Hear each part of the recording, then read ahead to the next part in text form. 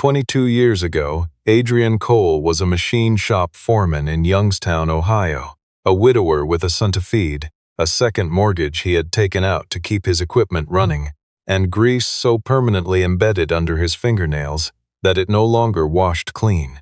When he found a 9-year-old girl crouched behind the dumpster enclosure at the back of his plant on a November night, so cold the loading dock puddles had turned to black ice. He did not walk past her. 22 years later, that same man sat in a federal administrative hearing room in Washington, watching the company he had built from a single lathe. 300 jobs, 40 years of precision work, and the only legacy his late wife had ever asked him to leave behind. Come apart at the seams. While the men who had engineered its destruction sat across the table in suits that cost more than his first year's payroll. And then, at the exact moment the hearing officer reached for her pen to issue a preliminary suspension order, the back door of that story swung open once more. The girl he had taken home on that cold night walked through it, carrying a leather attaché case and 22 years of everything he had ever tried to teach her. The night he found her, Adrian Kohl had just finished a 14-hour shift troubleshooting a CNC lathe that had been throwing tolerances 0.5 of an inch outside spec. He was 49 that year, his wife Ellen had been dead for 3 years, and his son Griffin, 13, serious beyond his age. Already reading the maintenance manuals Adrian left on the kitchen table. Was waiting at home in the house they had all three shared before it became a house of two. Adrian had sent the last machinist home at 9 and was cutting through the loading bay to his truck when the motion sensor light caught a shape near the dumpster that was too small and too still to be an animal. She was 9 years old, or close to it. It took the caseworkers 3 weeks and a dental exam to narrow it down. She had been sleeping there on a flattened cardboard box for what looked to be more than one night. Her sneakers were 2 sizes too large and held together at the toe with electrical tape. She had a backpack so thin it could not have held more than a change of clothes and whatever else a child decides to carry when she understands she is leaving a place and not coming back. She did not flinch when the light found her. She watched Adrian with the flat, measuring stillness of a child who has learned that strangers who approach in the dark rarely mean anything good. Adrian crouched down at a distance that was not threatening and told her his name. He did not reach for her. He did not ask her to come inside. He asked if she was hurt, and she said she was not, and then she said nothing else. He went back into the plant, used the landline on the break room wall, and called the County Child Protective Services emergency line. Then he called Griffin to say he would be an hour late. And then he went back to the loading bay and sat down on an overturned milk crate about 10 feet from where she was crouched and waited. The CPS worker arrived 40 minutes later. In that time, Adrian had gotten 2 cups of coffee from the break room vending machine, the kind that comes out of a paper cup with powdered creamer already in it, and set one on the concrete a few feet from the girl without saying anything. She looked at it for a long while before she picked it up. When the worker asked for her name, she said it was Hazel. She would not give a last name because she did not have one she was willing to claim. The investigation that followed turned up what Adrian had suspected. Hazel had walked out of a foster placement that the state would later characterize in careful bureaucratic language as unsuitable for continued child welfare. She had been in that placement for 11 months. Before that, there had been another one. Before that, a maternal grandmother who had died. Before that, nothing on record that Hazel would ever discuss, not for many years. Adrian Kohl was 49 years old, carried a full mortgage, had a 13-year-old son at home, and ran a machine shop that had recently lost 2 contracts and gained 1. There was no version of his life that had obvious space for this. He submitted the paperwork anyway. He sat through the home visits with the same patience he brought to every problem that required patience, which was most of them. He answered every question honestly, including the ones about his finances, which were tight enough that the caseworkers asked twice. He told them the truth. Things were tight, and they would manage. Griffin, who by then was 14 and had learned most of what he knew about quiet endurance from watching his father work, said only that if his dad thought it was right, then he thought it was right. Hazel came home on a Thursday in February, 9 months after the night at the loading dock. She was not an easy child, and Adrian did not pretend she was. She had been through enough to make her wary of warmth and contemptuous of what she recognized as false kindness. She tested Adrian the way a load-bearing wall gets tested, by pressure, repeatedly from different angles. He did not buckle. He did not raise his voice. He explained the rules of the house once clearly, and then held to them with the same consistency he brought, to maintaining tolerances in a precision component. The same standard every time, no exceptions for mood or convenience. On the day the adoption was finalized, in a county courthouse with fluorescent lighting that hummed at a frequency that made the room feel slightly unreal, Adrian reached into the chest pocket of his work shirt and took out the machinist's rule he had carried every single day for over 15 years. It was a 6-inch steel rule, graduated in 64ths of an inch, worn smooth at the corners from years of handling. He pressed it into Hazel's palm and folded her fingers around it. He told her, "In this family, we measure everything twice before we commit, because getting it right matters more than getting it done fast." She did not cry. She nodded once, with the gravity of someone receiving something they intend to keep. She kept it. The years that followed were not the years of a legend in the making. They were the years of a working family in an Ohio city that had been grinding through economic contraction for 2 decades. School events, tight Christmases, the particular texture of a household where the television stayed off during homework hours and the kitchen table was used for both eating and going over the books. Adrian expanded slowly and carefully. A second machine, then a third. A federal subcontract through a Tier 2 aerospace supplier. Then a direct contract. Then another. Hazel watched all of it. She did not absorb her father's technical knowledge. That gift went to Griffin, who spent his weekends on the shop floor, and eventually built a career running production operations. What Hazel absorbed was something different. The way Adrian read a contract slowly and completely before he signed it. The way he kept every record in duplicate, physical, and digital, because he had learned early that disputes were won or lost on documentation. The way he never submitted a quality certification without personally verifying the underlying measurements. She asked him once, in high school, what happened to people who faked the numbers. Adrian was quiet for a moment. Then he said it depended on the industry. In precision aerospace manufacturing, he said, people can die. She became a forensic accountant. When the tuition came due, Adrian refinanced the shop floor equipment to cover the first year, and Griffin, who by then was managing second-shift operations and had never once been asked to sacrifice anything for his adopted sister, told their father that the refinancing was the right call and that he would hear no argument about it. By the time Hazel passed her CPA examination and earned her Certified Fraud Examiner designation, Kohl Precision Manufacturing had become Kohl Aerospace Components, a federally registered defense subcontractor with $180 million in active contracts, a workforce of 312 people, and a precision's quality record that had never once triggered a federal audit finding. Adrian Kohl still walked the floor every morning. He still knew every machinist by name. He still carried the same steel rule in his chest pocket. The board of directors had come with the growth. Adrian had needed outside capital to expand the federal contract side of the business, and outside capital came with outside opinions. Harrison Blythe had joined as chairman 4 years earlier, recommended by the investment group that held a minority stake. He was a former defense industry executive with a reputation for turning small regional manufacturers into acquisition targets, a thing he described as creating value, and which Adrian had come to understand meant something different.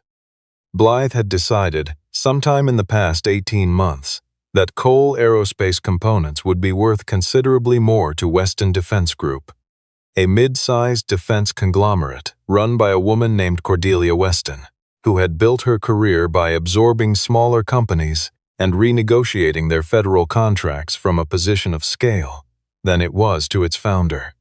The company's quality reputation and its existing federal relationships were the assets worth having. Adrian himself, Blythe had concluded, was an obstacle.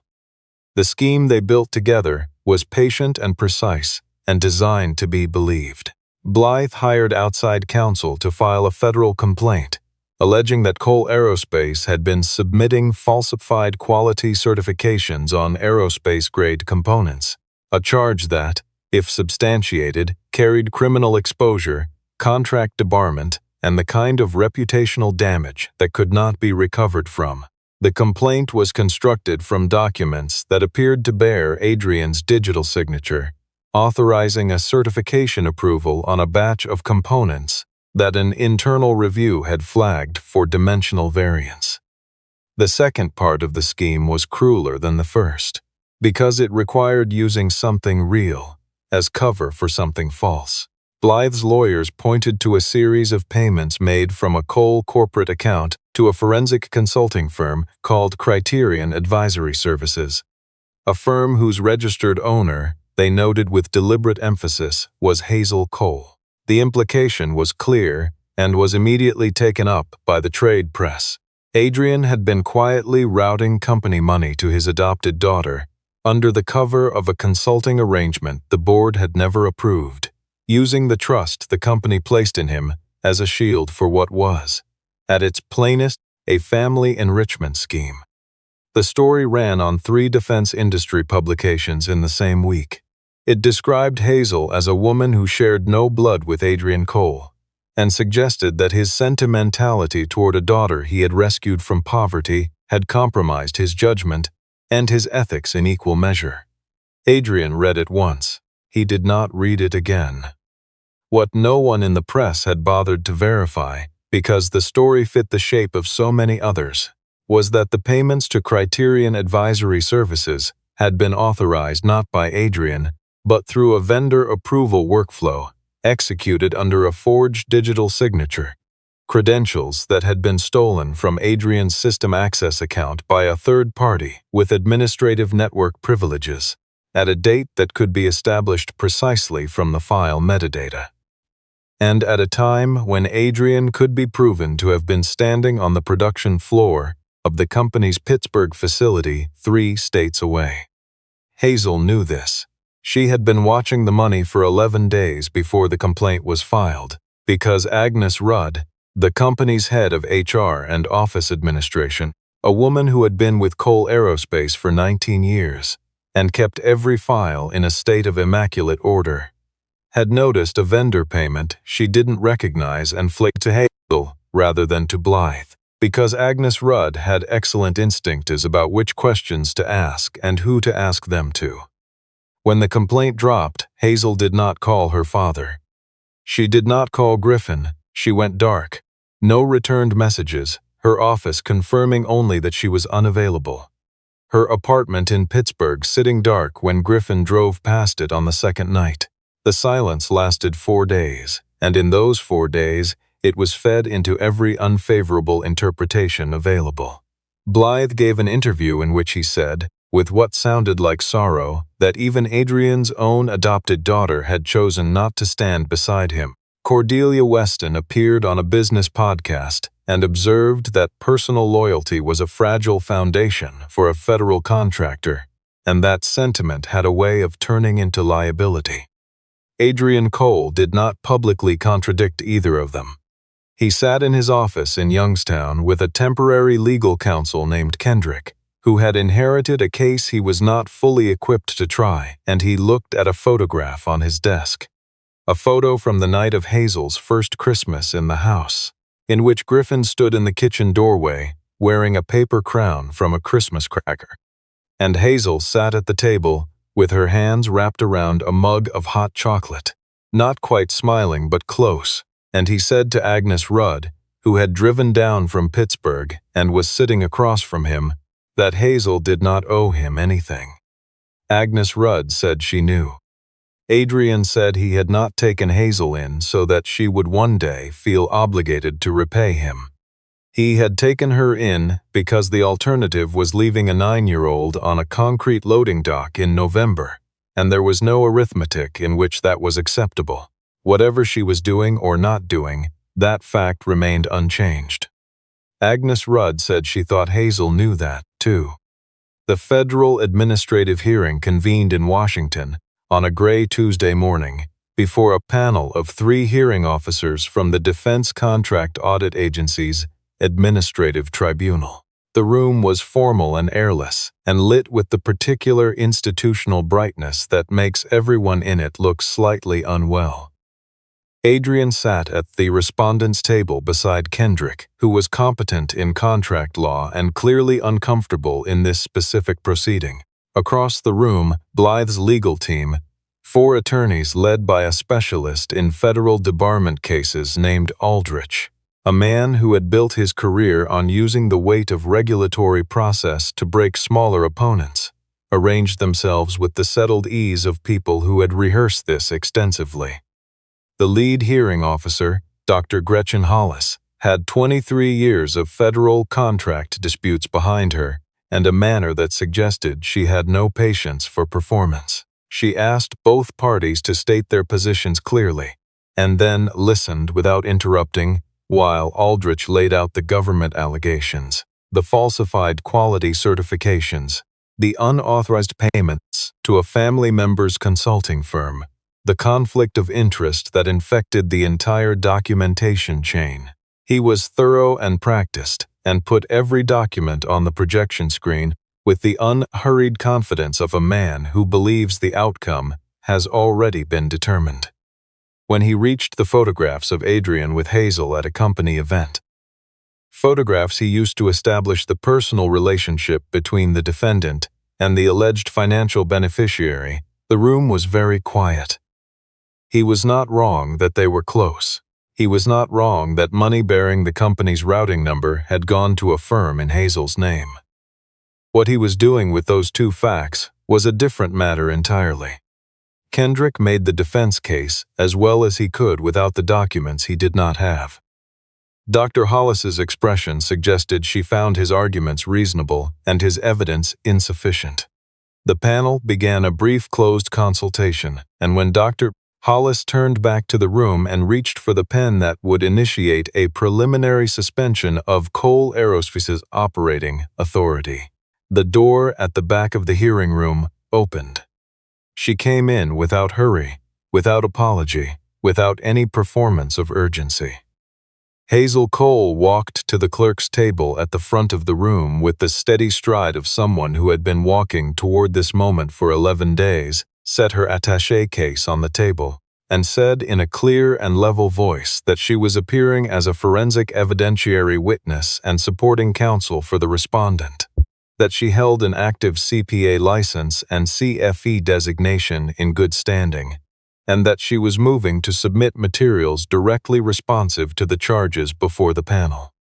The first thing she submitted was the metadata analysis. The digital signature on the fraudulent vendor authorization, the one bearing Adrian Kohl's credentials, had been generated from an IP address within the company's administrative network at 11:47 p.m. on a Wednesday. Adrian Kohl had been on the production floor of the Pittsburgh satellite facility at that time, present on security footage, time-stamped, with 3 shift supervisors prepared to provide sworn statements. The credentials had been accessed through a network administration account, provisionally granted to Harrison Blythe's outside IT consultant during a systems upgrade 4 months earlier. An account that had never been closed. A fact that Agnes Rudd had documented in a flagged internal memo that Blythe had acknowledged receiving and had taken no action on. Aldrich objected that the metadata could have been altered. Hazel produced the certification from an independent forensic technology firm with federal court standing that had verified the chain of custody of every file in the analysis. The objection dissolved. The second thing she submitted was the payment trail. The money routed to Criterion Advisory Services, the firm nominally registered under Hazel's name, had never reached Criterion Advisory Services. It had been redirected, in 3 separate transactions, through a layered series of pass-through accounts that terminated in a Delaware holding company whose beneficial ownership filing showed a single principal. A financial advisory firm whose retainer agreement listed as its primary client, Cordelia Weston. Hazel placed the documents in front of the panel without drama. She said, "The question before this panel is not whether Kohl Aerospace funds were moved without authorization. They were. The question is who moved them and why, and who was waiting on the other end when the company's operating authority was suspended." Then she reached into the attaché case and placed one more item on the table beside her notes. It was the machinist's rule. Not as evidence. She set it there in the fluorescent light and let it sit. 6 inches of worn steel, graduated in 60/4, the corners smooth from 2 decades of being carried and used and handled. Aldrich looked at it and decided it was irrelevant. He was wrong, but not in the way he expected. She said, "My father taught me that in precision work, you measure everything twice before you commit. Because getting it right matters more than getting it done fast. I spent 11 days measuring every transaction that touched this company's accounts. Not twice, many more times than that. And what I found was not what the complainants told this panel they would find." She turned and laid the pre-acquisition agreement on the table.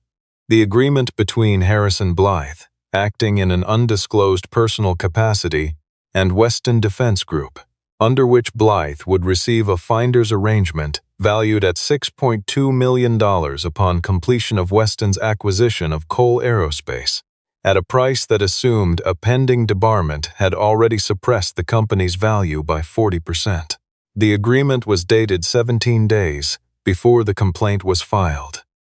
The internal communications she produced next, emails and encrypted messages between Blythe and Cordelia Weston's chief strategy officer, referred to Adrian Kohl as the old machinist and to Hazel as the liability they could convert into leverage. One message discussed the adoption as the most usable vector for a fraud narrative because, as the sender put it without apparent shame, regulators respond to sentiment.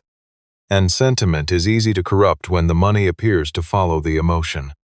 The hearing room went very still. There was one more piece.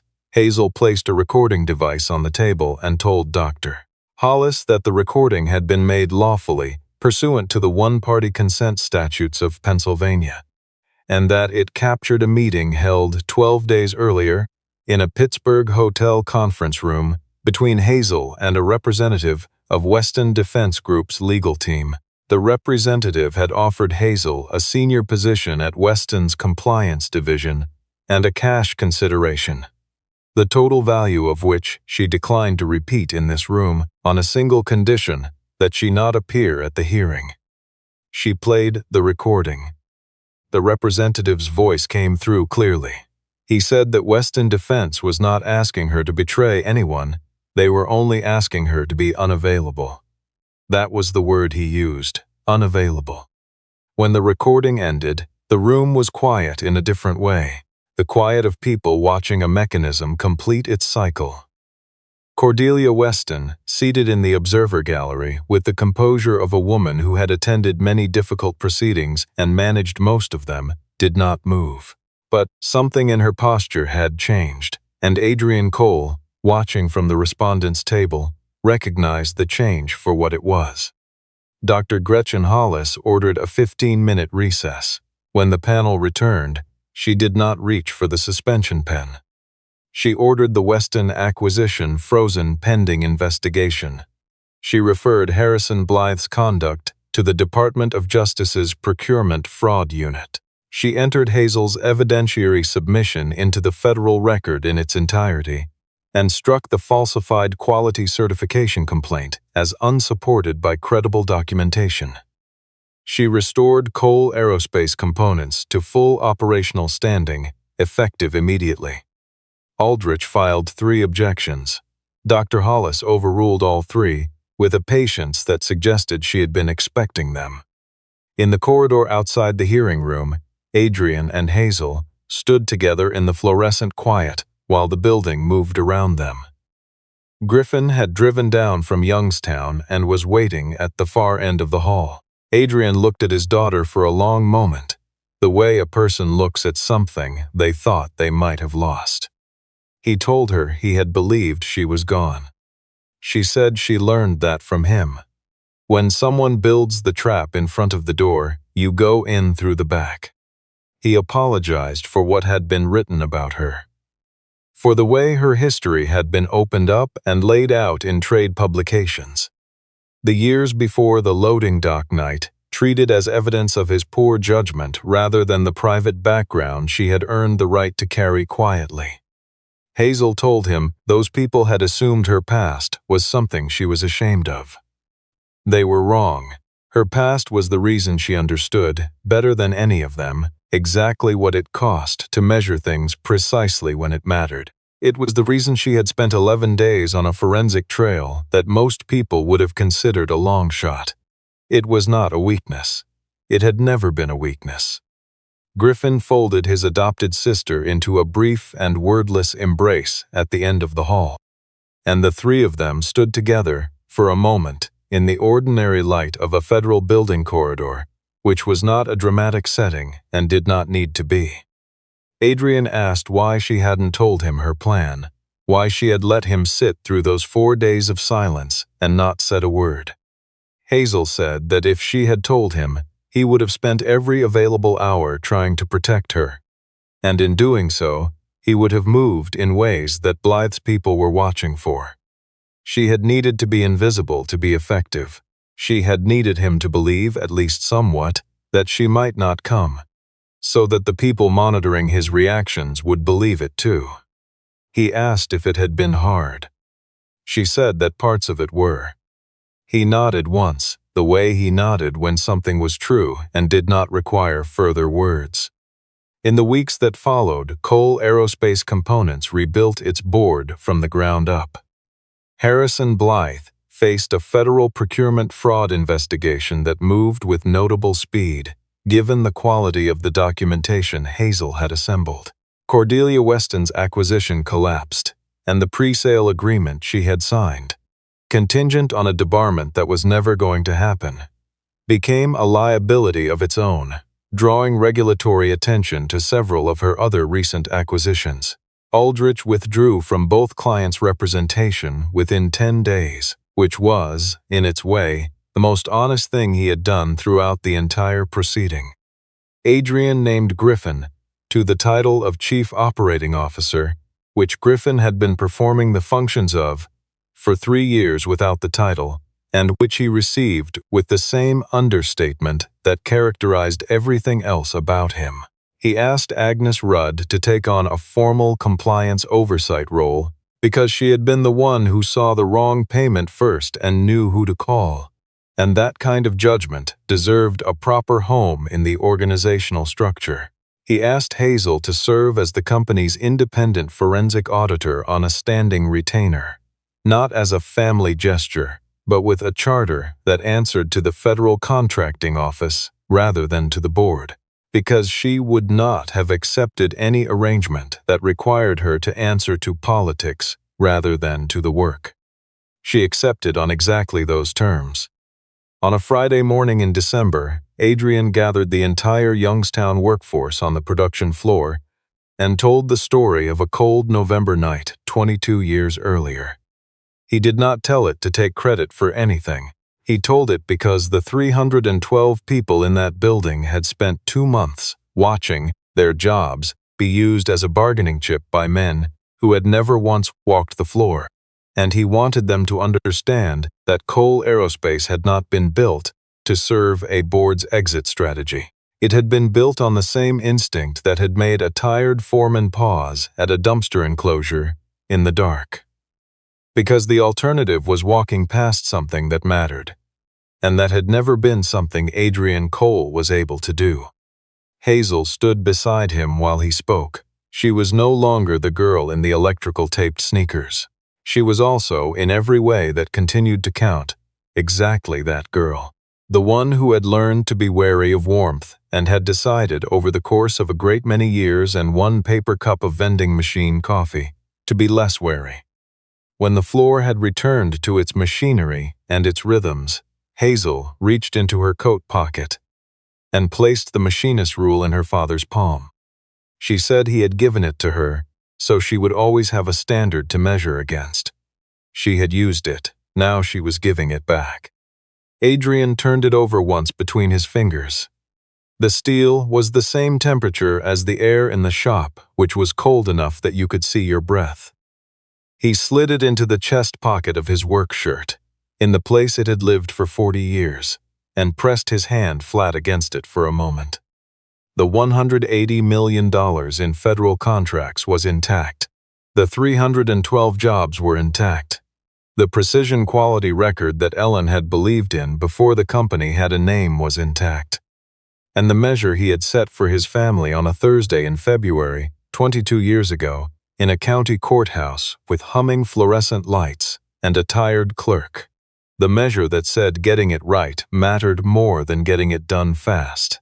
That had held, too. Right down to the last 64th of an inch.